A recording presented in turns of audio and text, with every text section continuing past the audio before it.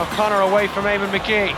Jinks into the space, hits it from a good distance out and puts the ball over the bar. The points are of the highest quality.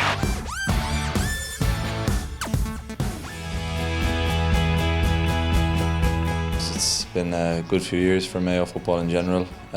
We've had a couple of the big disappointments, but we've had some great wins as well, and to have 5 kind of titles at this stage, so it's a proud achievement. We've been fairly competitive at minor level the last few years. I think we got to a final in 2009 and 10.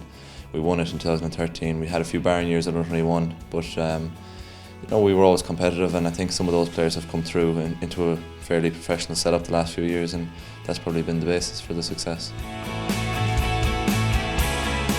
The player I'd aspire to be would be a quick thinking, clever player with good vision and good awareness of teammates and opponents. I suppose I always try and bring other players into the game as much as I can and get my head up and stuff, so it's probably something I could keep improving.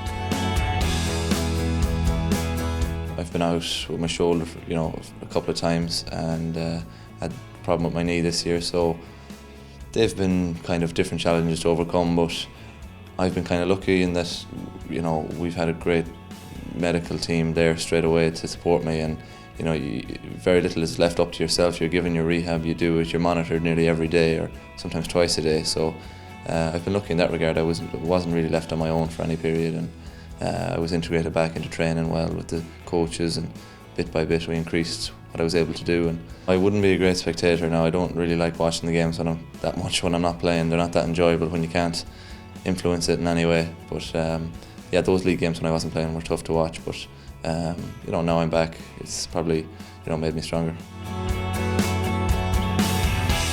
I think that's probably the ultimate goal for all of us. It's the same for all the top teams, people who consider themselves the top teams. Even the teams that have been lucky enough to win an All-Ireland or two in the last few years, when they start out in January, they still want to win the All-Ireland as well. So I think it is a barometer.